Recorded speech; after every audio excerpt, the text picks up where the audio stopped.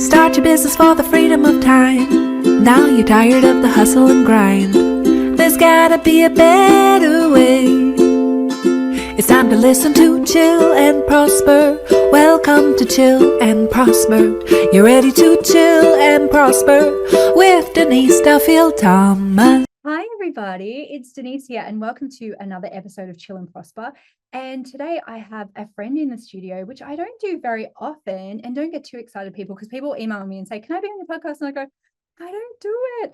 But where I record my podcast studio is right down the street from Becky's warehouse. And I was like, this is going to be super convenient for you to come up. And also there will be some future guests, because I want to dive into different industries and to talk about money mindset issues in different industries. And you have a very interesting business. So I'll just do your fancy introduction and then you can tell us a bit more about yourself. Okay, so Becci Fowler is the founder and visionary behind the Tea Collective, a brand born from a love of elevated rituals and a sharp eye for details. Love it. A single mum to Coco, Becky didn't finish year 9, went to 7 primary schools, and still has to think twice about left and right, which made me laugh so much because I have to do the same thing. Apparently Einstein didn't know his left and right either. I have to do it every time. Yeah. And yeah, all the time. But she does know how to build a brand with soul. She started the Tea Collective not out of a love of tea, but a love of the game. Love this. Creating beauty, setting the pace, and bringing a touch of European ritual into everyday Australian life. Thank you so much for coming on my podcast. Nice. That was really nice introduction. You sent it to me. I do the same thing when other people are talking about you. It's weird, isn't it? And you go, is that me? Yeah. So do you know, I literally chat GPT that. Did you? I was in the sauna this morning and you're like, send me a bio. And I'm just like, pull everything you can from the internet and write a bio for me. And that's what they wrote. I was so impressed that you sent it so quickly, because when people ask me for a bio, I procrastinate on it so much. Oh no, in, out, done. I don't have enough time. Like, there we go. Say what you want, whatever. So much. Okay, so where are you from originally? Are you from Newcastle? No. So I was a bit of a gypsy. I think that's a bit of a word to say. I was born actually in Adelaide, in Barossa Valley. And then, progressed all around Australia. And then when I was about 21, I moved overseas and stayed there for a while. And you were in Paris for a while, weren't you? I was in the south of France, so mainly. So I spent a lot of time kind of going back between New Zealand and Europe, just chasing the snow before I kind of knew what I wanted to do, and backpacking, and I don't know, just finding myself really. I don't know what I was doing. I was just being young, and and then I kind of got offered a job, and which was just the universe probably looking after me and choosing a path, and voila. Which is a very common theme. We haven't known each other for that long, but it seems like you're a really amazing manifester. That seems to be a theme. Yeah. And what were you doing in the south of France? Because you mentioned to me recently about how you worked for creating a really amazing high-end experiences. What was that? Yeah, so I worked on super yachts.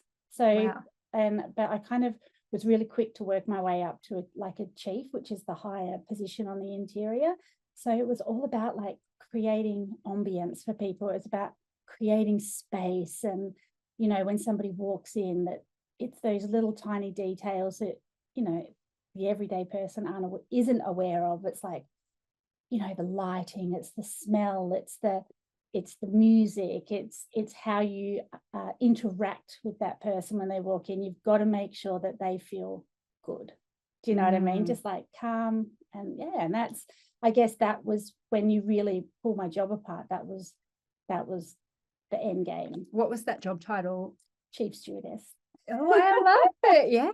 Because we had this conversation recently where I was talking about my rose farm and how when I created my retreats, it was really hard for me to articulate some of those little pieces. Yeah. Like, you know, it has to be the toilet paper with the roses on it. It has to be like the scent has to be right. The hand wash has to be right. And I found it so hard to articulate what those things were, because it's so intangible, some of those things. Yeah, it is. But I mean, that's, I guess, what comes with a creative or a visionary. And that's what I was trying to explain to you, is like, just because you see it not everybody sees it. So I think it's for us, for people who are like out there and got these huge visions and know exactly what they want, it's about how we communicate that to people, you know. That was, I guess, and it was the same with being a chief. You know, I had all these people that's just started working, they've never been on a yacht before, especially like the junior girls or whatever. How do you teach that to somebody? Like, how do you teach those tiny little details that probably don't matter to them? And sometimes they're invisible, right? But they add to the overall vibe of it. What's your favorite little detail that you did back then? Do you remember any of them? Yeah. Look, do you know something that I notice, and it will never stop, is glass, right? Glasses, from your champagne glasses to windows, and particularly because my background really is hospitality. So if you've got to have clean glass, you know, from your wine glasses, your water glasses, the windows, the mirrors. If you've got clean glass, it's a detail that people don't, you know, splashes up the mirror, look like somebody's been there before. Yeah. Do you know what I mean? It's like there's something really nice about staring into a mirror that's like yours, you know, or drinking. Every glass of wine should be in a clean wine glass. Like what's stopping you from swapping that wine? It's when you got lipstick on it, when you got oil from cooking or oil from talking and eating, you know, it's nice to kind of have a new glass, you know. I don't know details. No, I get it, but sometimes it's the absence of the thing, right? It's like you'd notice if it was dirty, but you're not noticing that it's clean. It's just overall. That's it. The standard. It's it. It's like all those little details put together, and you're like, God, that was nice. Like, why that was elevated. Exactly. Yeah. Oh, I love this. I'm not surprised that you came out as a ruler in Money Archetypes, because that, and I'd be curious to your other ones as well, but the ruler sometimes is about those details, and it's about excellence. Yeah. And I think it can be really hard sometimes to be that boss who has that excellence and perfectionism sometimes too, right? Because you want things to be perfect. Yeah. And it's hard to articulate that to people. So when you were doing all of those things, like, did you always wanted to have your own business, or you just wanted to just try all these different things? Always. I look back on it, and you know, you sent me some questions. I normally, and as well, I don't do stuff like this. I don't do podcasts because my friends would call me extroverted and people would call me extroverted, but I'm actually quite shy and introverted. And I don't, I like it when it's just a small group of my friends, or, you know, me and my daughter or my dog. You know, my staff. I don't really like, I get quite nervous in these. I'm not nervous now because you're here, but it's funny that I look back, you know, when you sent me those questions, it's like, yeah, I remember having a paper run. Do you know what I mean? Like, and no other kids had a paper run, but I went and got a bike and I got a and I was young, like, mustn't have been much older than Coco, which like maybe 8 or 9. Oh my God, can you imagine letting our kids do that now? And that's what I mean. It was like that's the 80s. And I watched a Bluey episode last night. They were talking about that's the 80s, man. Like, we were allowed to do anything. So it was a great time to grow up. So that was your first business? Yeah, and then I did car washing. Like, I used to my parents probably didn't even know where I was, whatever. I would just like get a bucket and some dishwashing liquid, and I would just go around and knock on people's doors and say, I'll wash your car for $5. And I just get this money. Yeah. Like, kids did that to me a couple of years ago, and we were like, of course, like, yes, this is amazing. And who would say no to a cute little kid as well? What other businesses did you try? Oh, look, I'll be honest. I was 15. I you know, I've kind of touched on that with you a bit of my life, but you know, I sold a bit of weed for a while. That was good. That was my first taste of distribution potential. I mean, you'd buy a bit of weed and you'd split it up. You'd make enough money to, you know, get the next bit, make a bit of money. But you know, then as I kind of, you know, realized that wasn't the best way to make a living, I think I went down. I actually studied a diploma in business. So I got in through, you know, I don't know, a government thing, or, you know, to help the kids who are, you know, unprivileged children. Yeah.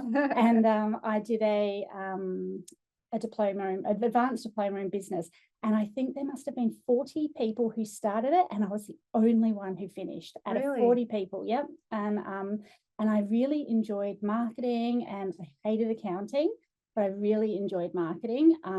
And I enjoyed like one of the projects towards the end. It was like a 2-year course or something like that.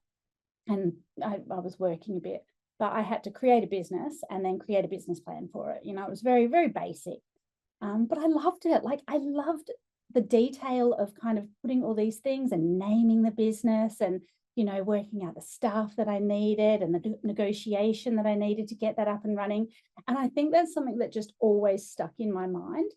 And then, you know, I somehow manifested my life, which I now think is perfect. I absolutely love my life. It hasn't always been like that. Yeah.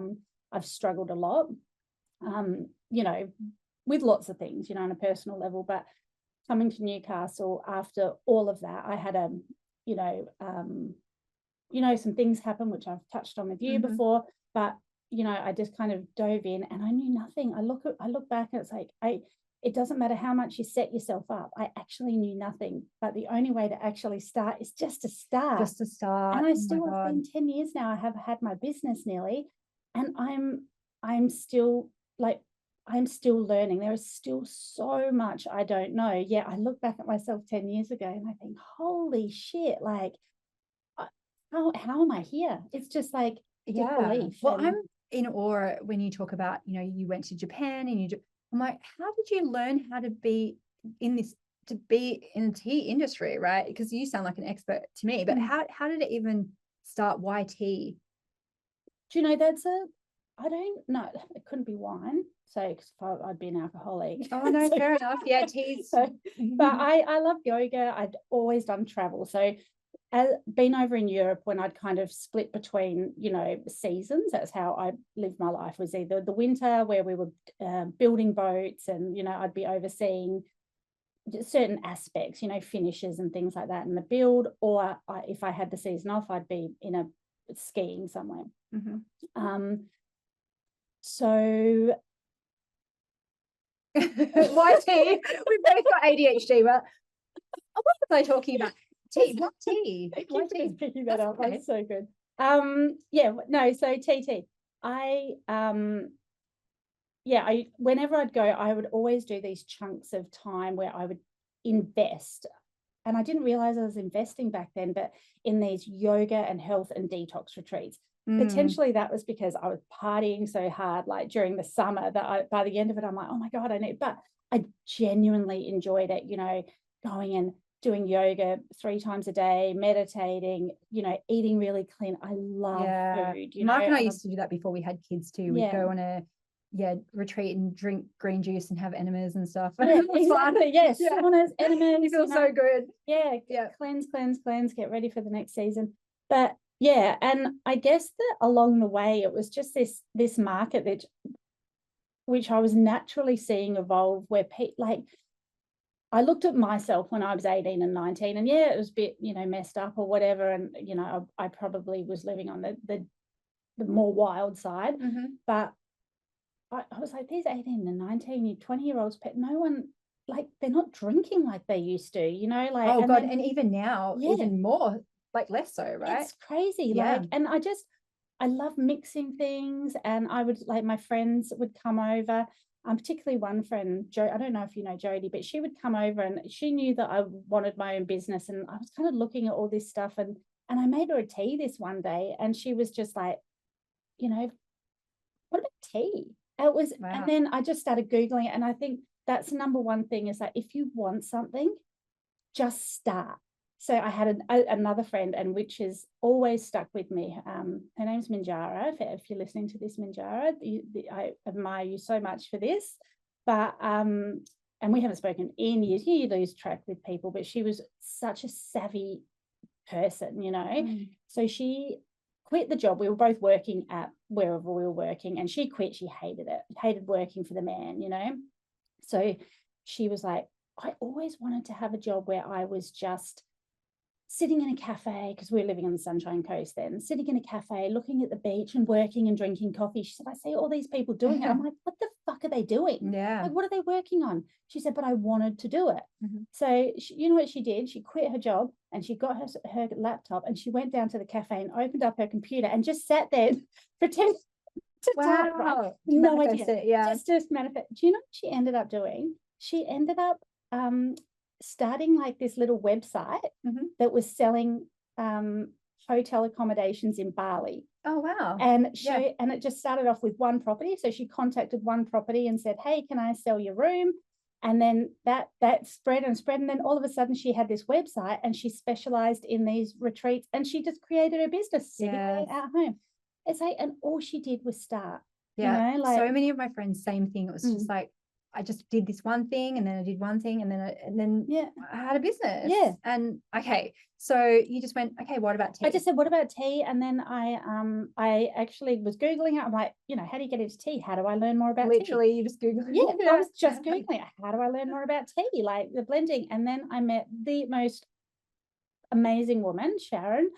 And we are still super close to this day. And it was one of her first tea teacher training. And we just sat down and I went to Sydney and I got a room in Sydney and I did this course with her. And to be honest, I don't even think I finished the course. It just opened these doors for me. And then this friendship with her. And voila. And you're like, I can do that. And I was like, okay. And then when I was in Newcastle, I was obviously going to the cafes and my background was, do you know what? This is the first time I've actually mapped it out like this. This is the story. This is what happened. So my background was hospitality. And again, I had moved to Newcastle because I visited a friend in Newey that I knew in France, loved it. And there used to be a cafe right on King Street called Saluna. Don't know if you remember it, doesn't matter. Anyway, we went to this cafe and there was this one shop that we walked past. It was this old clothing store, smelly old clothing. I loved it. I looked in the window and I was like, oh my God, this shop, it just drew me into this shop. Like, and I don't know if anyone came to my tea room. Like, did you ever come to my tea room? Don't think so. And this was years ago, years and years, and I just loved it. And every time I walked past it from that day, I'd look at it and go, oh my God, that's my dream. It was just like so old. And there's all these stories attached to it since, but that's another story. We don't have enough time to discuss it. But yeah, so I finished this course and then I'd actually quit my job and gone and started working. I schnaveled into, if that's even a word, into the tea centre, right? Okay. Which was in Katara. And my friend Sally, she became a friend and she was quitting and she's like, I know you want to do tea. I'll see if I can get you a job here as a manager. Because I had by then management skills. And so I went in there and I started learning all about business and tea at the tea centre. And then somebody called me, Jody, my friend Jody, actually said, I won't believe it. I just had a phone call. You know that property that you always talk about, you have talked about for the last 3 years. Yes. The girl wants to get out of it. And I was like, no way. And I looked outside and there was this owl, right? Just staring at me. I was just like, this is so weird. This is a sign. Turned out the shop was called 7 Owls. Oh, wow. Okay. I know. Yes. And it was like all these things. I've gone down there and it just all fell into place. And like, it was just such an easy progression. And then I think as a visionary, you probably know this as well, when you have such a clear vision of what you want, it's really easy to make it happen. So the clearer the details, the easier it is for that vision to come to life. And like I saw, because I'd spent so long in France, I'd spent so long in Europe, I'd gone, when I was sourcing things for all these, some people wanted me to helicopter raspberries to them on the yacht. You know what I mean? Like I had been into these shops that they wanted these particular tarts in Saint-Tropez, it's like, so I'd been into these amazing places of possibility as well, right? Nothing. You can create anything. Yeah. And then it just kind of manifested itself. And my friend Jody, she's an amazing interior architect. So she was really instrumental, because I didn't know anything. I had zero. I'm talking nothing, never built anything, never. But everyone believed you. That's what I think is so fascinating, right? Is that when you start to put yourself forward, you've got people who are like, oh, here's an idea. You should talk to this person. And you're just like, yes, okay, cool. You've got to be a yes person. Forward. Yeah. All right. We're going to take a quick break because there's so many lessons in there I want to dive into. And also I want to talk about, your current business and some of the mindset issues around having a product-based physical product business, because that is really daunting to a lot of people. Yep. And also there's so many parallels about that shop and then your current shop in Sydney. It is that I want to talk about too. Okay, we'll be right back after this quick break. It's your time and you're ready for the next step. It's your time and you're ready for the next step. It's your time and you're totally ready for the next step. So many times we are waiting for the perfect moment, for all of the green lights, or for someone else to tap us on the shoulder and say, you're ready. But it has to come from inside you, and you can declare yourself ready now. Put your hand on your heart and try it with me. It's my time and I'm ready for the next step. If you know deep in your heart, even if you're scared, that you're ready to let go of some of your money fears and finally profit from your skills and talents, it's time to get to work. Your next step is to come and join us in Money Bootcamp. You can work with me as your money mindset mentor and join our beautiful community so you can really give yourself permission to make money and change the world. Click below to find out more, but don't wait any longer. Come and join us today. We're ready for you and it's your time and you're ready for the next step. Hi, welcome back. So I've got Becci Fowler here, founder of the Tea Collective. And, I loved already your story because you can see clearly that you are a ruler, you're an empire builder. And also I think you've got some connector in there too, because so many of your things are, I knew this person, this person told me this, I said yes to this, you're really a good learner from other people as well. Yeah. So just before the break, you were saying about how you manifested this shop space. And before we go into the logistics, there is you so did much it again. Yeah. You did it again. So recently you told me about how you had this vision about having a shop in the Queen Victoria building. I had a vision about having a shop in Sydney. Okay, yes. And then how did it come about that you thought about the Queen Victoria building, which, if you don't know, is this amazing, historic, beautiful building in Sydney with all these amazing stores. It's the second most visited destination in Australia other than the Opera House. What? Yeah. Okay, I did not know that. Yeah. So what made you decide or have that vision? I've actually goosebumps. Me too. This story is crazy. So what made you think, oh, cool, I'll have a place there? So I was doing trade shows like at the ICC in Sydney. So I'd go probably twice a year to do these. So I started getting familiar with Sydney. Like, I mean, I'm a country girl, and like there were times in Newcastle, like anyone who lives in Newcastle, we know I am like a diehard Newcastle fan. There have been times where I have not left. I don't live there now in Cooks Hill, but I didn't leave Cooks Hill for 6 months. Yeah. Like, I shopped there, I lived there, I coffeed there, I caught up with my friends there, I had my business. It was like 6 months. The only time I left was to go overseas and then come back. And we're kind of skipping ahead of like how you founded the brand and all that kind of stuff. But I don't think that's not the story I want to tell, because you got to this point, you've got a brand, you've got beautiful branding, you've got all this gorgeous stuff, and then you wanted to expand, right? So Queen Victoria building, you went, that might be nice one day. I Googled it again. Okay. So what I did was, what is the most, literally, I remember laughing at myself going, oh, fucking hell, Becky. And I Googled, what is the most beautiful building in Sydney? Yeah. And obviously to the top, Queen Victoria building came, and I was just like, great. I was getting familiar with Sydney by this stage. You know what I mean? So Sydney was, not so scary, I guess. And then I was there at doing a life and style, which wholesale, B2C, whatever. Okay. And I just rang her. I'd applied maybe 4 or 5 times. I'd sent an email and no one had even got back to me, just a lease, and then randomly I called this number and somebody answered, and I was like, oh, hello.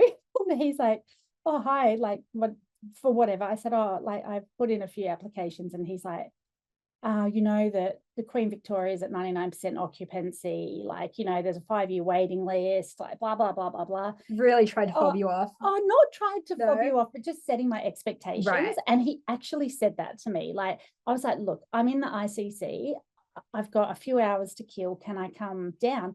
And I know that he must be thinking, oh, here's this girl with a tea brand. Oh, just another tea brand. Yeah. And probably expecting me, I don't know, you can imagine the tea lady. Mm-hmm. And and this really generous guy, Rob from the QVB, he said, come on down. Look, I've got an hour off. I'm going to show you.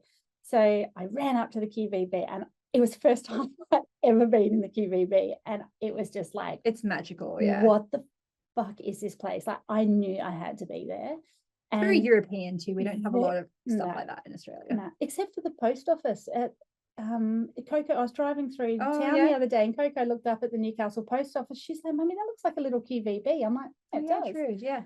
Anyway, so we walked all around, and he was kind of asking me about my brand and things like that, and I could see that there was no shops open. Like, every shop had a shop in it, so you know that the occupancy is there. And there must be wait lists and all that kind of stuff. Yeah. everyone would be dying to get in there Yeah, too, right? Yeah. And it's really expensive, like so expensive. But I mean, don't none of that matters. It doesn't. You know, it That's just the doesn't thing. matter. Go and have a look. Yeah. And anyway, so we went for this walk, and then he's like, look, and he kept saying to me, I need to set your expectations high. There's nothing. You know, not even, you know, and this is how much is a square meter, and blah, blah, blah. That's a long process. And anyway, we've gone up on it. He's like, I think you sound like you're in gifting, not so much food. Food's on the lower levels, but to me, it sounds more like gifting. And I'm like, Absolutely. I went up to level 3, and I'm like, I'm not gifting. Because you're not a cafe, you're not a shop, you sell tea in beautiful jars, and it's an experience. That's what I try and say to people. It's like, you know, oh, you sell tea. It's like, I can't explain it. It's more of a ritual. We sell ritual. And so I went up to level 3, and it just didn't have the vibe that I was after. It was, you know, very beautiful brands up there, like, you know, but, you know, then we came down to level 1, right? And I'm walking through, and instantly I just got goosebumps, and I'm just like, oh, this. And as we've come down this strip of level 1, Rob, you can ask him this how it happened, and he said, so tell me about your demographic, you know, who's your client? And I said, and I turned around and I looked at this shop, and there was mannequins in the shop, and I said, that's my client. You know, they're wearing the fancy clothes, and, you know, they were middle age. And I said, look, everyone's my client, but, you know, if you're going to look at, you know, the actual numbers and, you know, the reports, that is, you know, 25 to 45-year-old middle income to high income women. And he's kind of stopped, and then there was this jeweler just did not fit in this space, right? It just wasn't right. That you could tell, like, there was no one in there. It was very bright. There was this, you know, just didn't have it. And he's like, what do you think of this space? And it's the same thing. I looked at it, and I was just like, oh, like, and I just knew it just drew me. And he's like, okay, he said, I'm not going to say anything. He said, but getting to know you right now, he said, the QVB itself has actually been looking at trying to expand a little bit and bring in more boutique Australian brands. He said, we've actually already, this lease is finishing, but we've already got someone to sign for it. Wow. On this, like, we've already got it's a heads of agreement. We've already got a heads of agreement on it, but I'm thinking that potentially your brand, because we don't need another jewelry store in the QVB. Yeah, there's a lot of jewelry stores. And I mean, cut a long story short, it just happened. Like, I submitted this big long application. I submitted my numbers. There's another part of the story though too, where they were like, oh, can you get all the plans to us? And you had to pull that all together so quickly, and, you know, even like budget wise and all that kind of stuff, it all just kind of didn't matter for me. Like, I didn't have any. I'm telling you. Okay. No, be honest, because I need to hear it. Yeah. So we were nearly under, right? Yeah. I think I was telling you, you and me had gone for, so you knew I'd cried on your shoulder, you know. I didn't cry, did I? I was like, how do we feel? But I was stressed. I actually had a relationship breakup at that time. I was, because it was like, you're done. I had a toxic staff member in as well, which I just could not. I kept reflecting, thinking it was me. And I look back now and it was just like, oh my God, like it was just this series of unfortunate events. Still recovering from COVID as well, from, you know, that of like not being able to have your your products in places where it normally would be open. Like there's still a lot of recovery from that for a product-based business too. There's so the world is in a weird space at the moment. I mean, that's a whole nother podcast, but you just said yes. I just said yes. And they were like, can you give us some plans? And you're like, I can, yes. I had no fucking idea. I was like, yes. And I literally made it happen. And you do not take no. So the guy who I got to draw my plans, I went over and over, and I called him over and over and over. He literally said no to me. He said, I do not have time to do this. And do you know what I did? I called him the next day. I begged him. Wow. I said, please, please, please. Like, I know you're the only person that I can get. And he's just like, okay, fine. And he's like, you're so clear on what you want. And then when his first plans that he submitted to me were bang on, because he's just like, it was just, you knew exactly what you wanted. Yep. And and then it worked. And then the money, Are you allowed to talk about? Oh yeah. I hustled for it. Oh my God, like I even asked Ben, my ex-partner, and he was building Crumb at the time, and I literally asked everybody.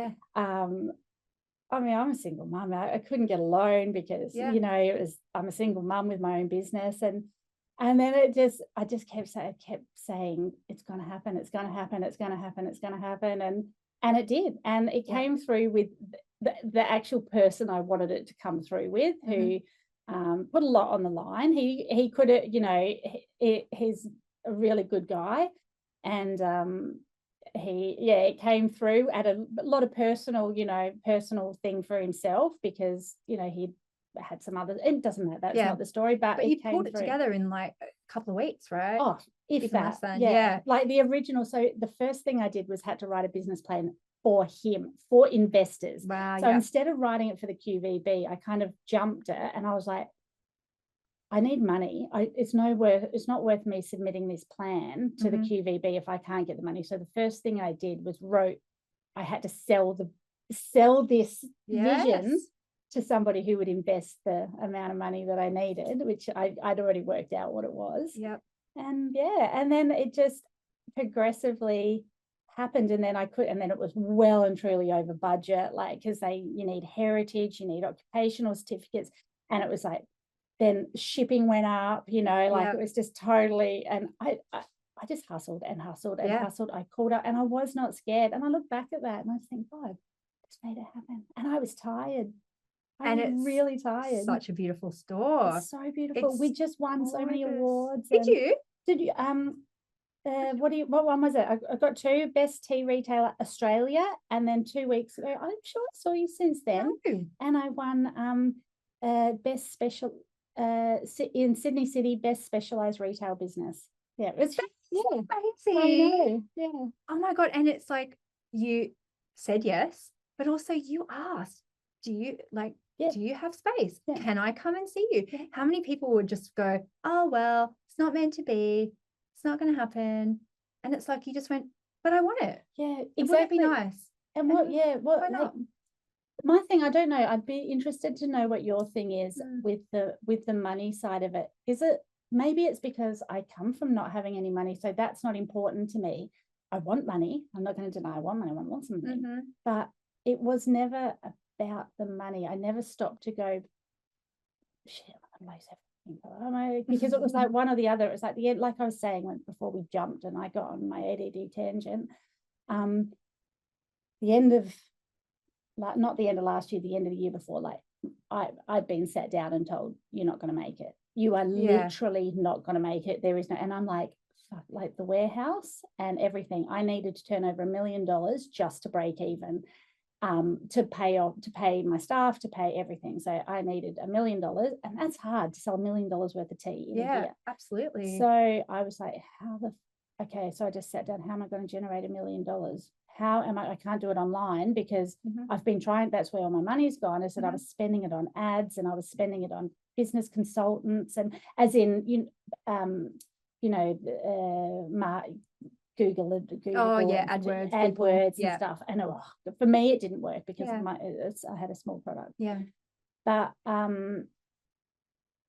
I was like, okay, how am I going to get $1 million? And I was like, the only way I could think was a shop front. It was like I got to introduce people hands-on. Yeah.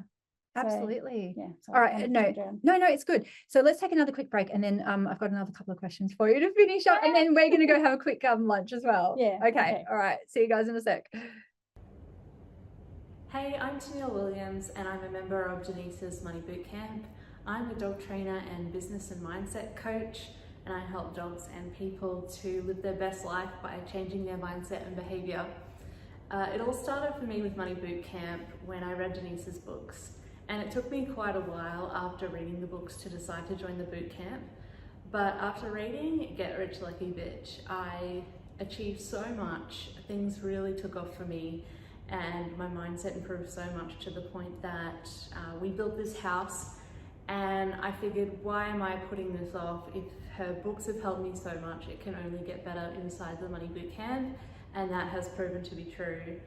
While the content is super valuable and has changed my life even further, the group that comes with it and the support and the community is what really makes the difference. And having those like-minded people to turn to for support, guidance, and celebration of wins has really been invaluable.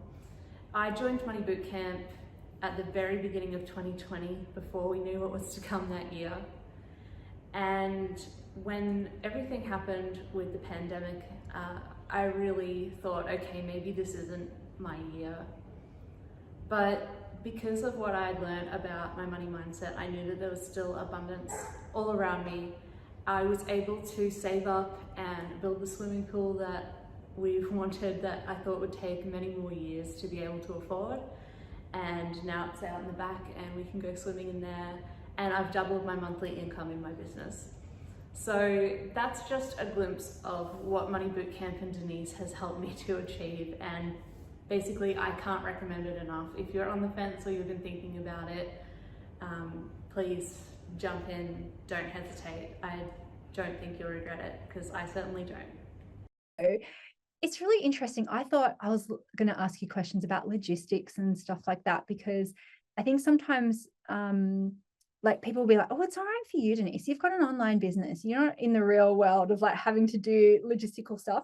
And so I always think with product-based businesses, right, it is such a different business, because you literally have a warehouse, you literally have like bulk suppliers of stuff, you need people to pack things, you need to do, like, you need systems. It doesn't just happen on vibes, which some of my business has been a bit vibes. Yeah. So then people think like that money mindset stuff doesn't apply to them if they've got, like a real business. And it does sound like, yes, you have to do logistics. Yes, you have to, have your systems and stuff. But your success is 100% in your mindset, because you can have all of those things, but still not have the tenacity and the vision that you've had to have to make your business successful. Like, I cannot even tell you, like, my 100% mindset. I cannot even tell you, like I don't think there's anyone who's anything that hasn't had some sort of mindset. That's what it is.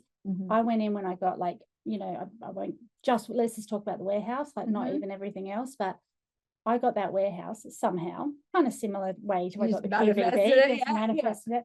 And I sat there. I remember I had one pallet in this. You've been my warehouse. It's big, Yeah. I had one pallet in there, and I sat on that pallet in the middle of this empty, cold warehouse and cried. I'm like, the fuck can I feel this? How the fuck can I make this work? Like, it was so daunting. And then I just stood up and I was like, right. And it was funny that my that one of the girls, she still works with me now, like well, she's actually my integrator. So she's my very important, beautiful, she's a really good friend and a beautiful, beautiful human. I'm lucky in that. We've had our ups and downs, don't get me wrong, but I'm very lucky now. She was saying the other day something about, she's like, do you remember when we got this warehouse, she said we used to have all of our green teas used to fit into one box. Wow. Right, all of our black teas, and the box would be labeled green blends, black blend. And she's just like, we literally couldn't get one of our ingredients into that box now. Do you know what I mean? Like, it's like a full functioning warehouse. And it is. Yeah. It's like, And it's a proper warehouse. Yeah. And I don't know. I think what it is just always the mindset. It's like, I can do this, and never expect big things from yourself, but don't expect big things from yourself right this second. It's like, how do you eat an elephant? It's one bite at a time. Like, and, you know, ask questions, get a mentor. You know, that's why like people like you are so important, because you don't know what you don't know. Do you know what I mean? So how was I know how to build a warehousing system if I didn't know, you know, actually how to build a warehousing system? Like, it's not like, you know, I'd been taught or anything. So you have to go and find those people and not be scared to say, hey, I don't know anything.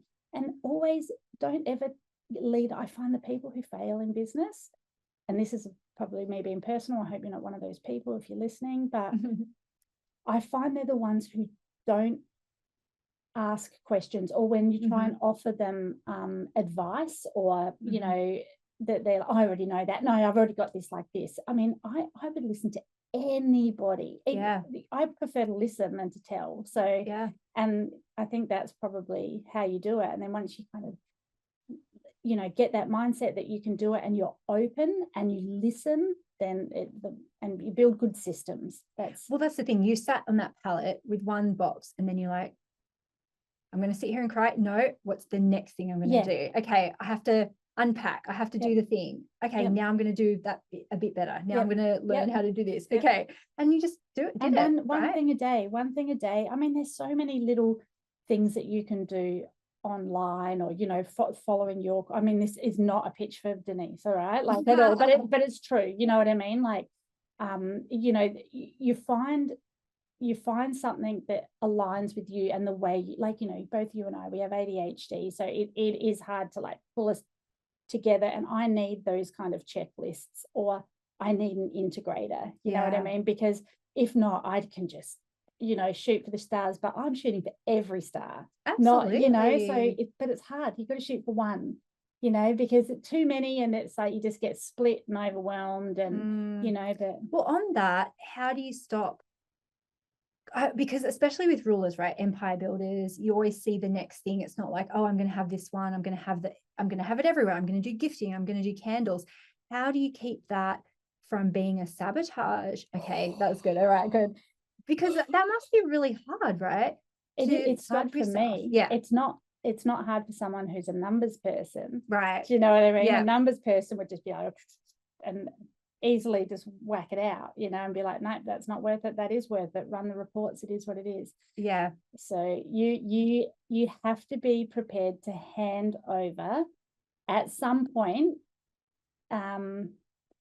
decisions to someone else. It's like, yes, you come up with the decisions, and you work out, and you bring it all in, and you stay, you know, the inspiration, and you stay the, you know, the innovation of your brand. Yes, absolutely. And you see it where people who are innovators, their business grows and grows, and then sometimes they get kicked out because they can't handle other people taking over their baby. But they're not good at the systems necessarily.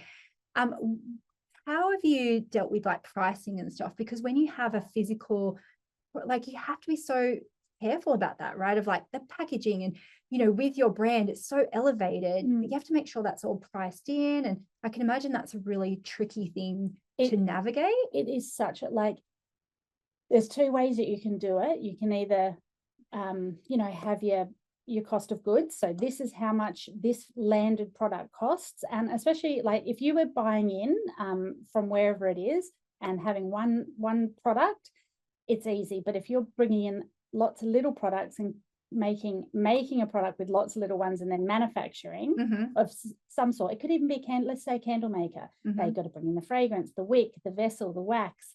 You know, they've got to bring the label, they've got to mix it together, you know, so all of that is what you call. So we're going to talk about the landed cost of that product. Could be anything. And then you can be like, what is the market prepared to pay for that? Mm-hmm. And work your way backwards. Or you can go, how do I want to distribute this product? Do I want to go into a distribution where I give it to somebody and they multiply it and they sell it on volume? Or do I want to be more specialized and cut that margin down? And, you know, so you don't want to overprice that the end consumer is not prepared to pay, but you also need to make sure that everybody who's going to on-sell that product, be it your distributor, stockist, associate, or anyone like that, that everyone's going to have the margin that they're expecting and that it's worth it for them. So they're the two ways. For me, there's probably lots of ways, but they're the ways that I would do. And so then there's other ways that, you know, we're coming into a really tricky time. Like, you know that I was in Japan recently, and I went over there to find out what the fuck is happening with matcha, right? Oh, right. My God. I've tried it once and it tasted like grass. I was like, I'm not into it. But I mean, but people are really into it. Yeah. And, you know, whether it tastes like grass or not, I mean, wine, you know, People I know, love it. you know, it's whiskey. Some people hate whiskey, some people, but whatever. Matcha, you know, do I like it? Yeah, I love a good matcha, but there's all these different things. That's not the thing.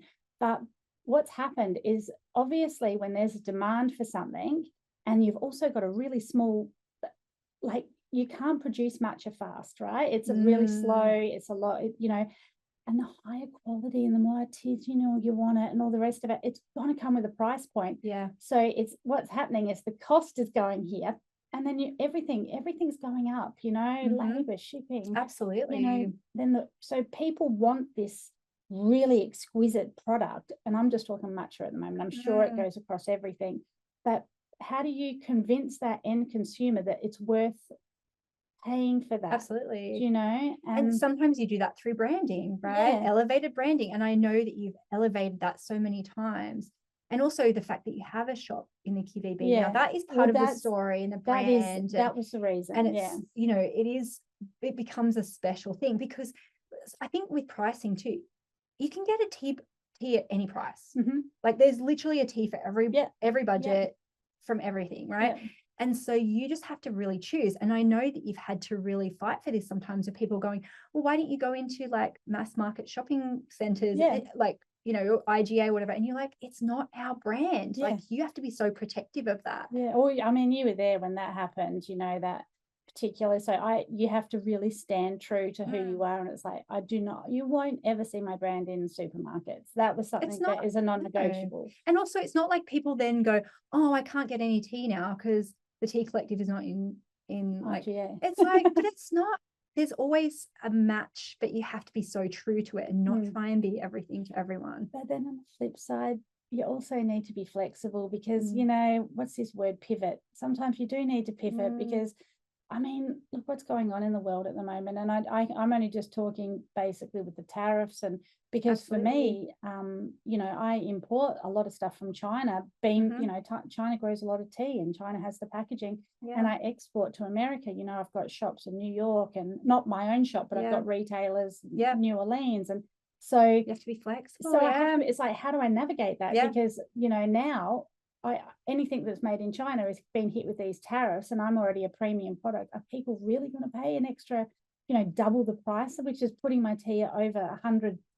You know, no one's going to. I mean, you know, it's exactly. So it's you have to be like, thing. okay, well, where do we sit now? How do we do that? Because you know. And one thing that you mentioned last time we saw each other was doing these gift boxes for partnering with property developers and big brands. So instead of getting champagne when you buy a new car, or you get tea. And I think that is a really clever way to do it, right? Is to make it a gifting experience that's non-alcohol based, because not everyone well, I mean, you know alcohol. that you don't drink alcohol. No. So, and you know, it's there's so many avenues to do it, and I think it's just about educating people. It doesn't matter what you do, it doesn't matter what market you're in, it is educating people on exactly what you do. And you know what? Tenacity. That's what you've got in spades. And I love that we've said before, if it wasn't tea, or if your business imploded or whatever, you would literally just choose another industry, because that's the skill. You literally asked that last time, right? You were just like, well, you know, if it gets too much, like, you know, whatever, you know, what about, you know, you sell it or whatever, and then what would you do? And I'm like, yeah, it'd be fine. I'll just start Anything. another one. And, you know, I think the thing that you and I both have in common, we know that if we did lose our business, we could literally just like clean houses, like waitress. We would just do the next thing. We'd just go, okay, I'm starting from scratch. No problem. Yeah. And that is that tenacity, which Yeah. I really admire in you. I admire your tenacity, but I also, what you were saying too about, I really admire your ability to learn and your humility around that, because you're just like, I will just figure it out and I'll find someone. And I think that's what makes you someone that people want to help. And you can see that in your story, that people are like, I want to help you. I believe in you. How can I help? And I really admire that. Yeah, thank you. Yeah. So that's sweet. just to finish off, what would be your, like, one of your pieces of advice, because I'm sure you'd have many, about someone in a product-based business? And then lastly, how do people find about you and your brand? So yeah, what's your advice for? I should have thought about this more before I came in. It's one thing. So not even one, just a thing that's top of mind for you right now. In a product-based business, you have to have a clear story. If you don't have a clear story, then your consumer is not going to understand why you're different. And it doesn't have to be anything exceptional. Like, just get that vision, get that tagline, or and everything you do to bring it back to that. It's just like, how does this align with this one vision statement or one mission statement? Just keep bringing it back, keep bringing it back, keep bringing it back. Like, it's like almost like a brand guide, but about the emotion and feeling, you know. I think that's probably it. And then, so whenever you're talking to someone, be it social media or, you know, shop designers or website developers or marketers, that it all just comes back to this one hub of, this is who we are. And you know, and then if you can do that, the rest will fall into place. But as soon as you start breaking into pieces, you'll start breaking into pieces. So true. Wishy-washy, people confused. There's nothing to land it on. How can people find out more about you and your brand? www.tcollective.com.au, or just Google the Tea Collective. And what are you on Instagram? Instagram at the.t.collective. My phone number 0458 832 588. Anyone likes me? Mobile number on there. No, it don't. And where can people find your tea? So online, in retailers? On retailers, we've got literally thousands of retailers around Australia. If you're in the QVB, oh my God, go to the QVB, go see Mirror or the girls. We've got all heaps of teas on tasting. It's beautiful. It's beautiful. Magical. It's magical. What tea flavors have you got? Blends. They've got blends. Sorry. So we've got about 120, but we're always changing them. They're always new stuff coming in. Like all they make beautiful gifts. Beautiful gifts, and like well priced. Everyone who comes in is, I thought it was way more expensive. But the new thing to watch out for is my new matches direct from farm. Absolutely beautiful. Like, so I'll take your word for that. Yeah, I don't know if you can change it. No, I don't know if I can, but I do like your I love a lot of your tea blends, especially your wild Earl Grey, I think it is. Oh, there's so many. Yes, I mean, it just depends on who you are. And I think I've got a sleepy time one, or lullaby. Yes, and then I think there's a woman's one as a women's moon one. time. Is that called moon time? Yes, I've got a lot of yours. So I do. Thank you. But yeah, I'll put a pin on the matcha one, I think. But thank you so much for coming up and joining. Thank you for having me. You know how I feel about this, but yeah, it was nice. Thank you for listening, if you're listening. Yes, and yeah, big hugs to everyone with a product-based business. It is something you have to have so much tenacity, and hopefully Becky's story has inspired you. Okay, don't give up. That's it. Just like, don't give up. Exactly. Ain't nothing gonna keep me down. Exactly. Okay, we'll see you on another episode of Chill and Prosper. Thanks, guys. Bye. Start your business for the freedom of time. Now you're tired of the hustle and grind. There's gotta be a better way. It's time to listen to Chill and Prosper. Welcome to Chill and Prosper. You're ready to chill and prosper with Denise Duffield-Thomas.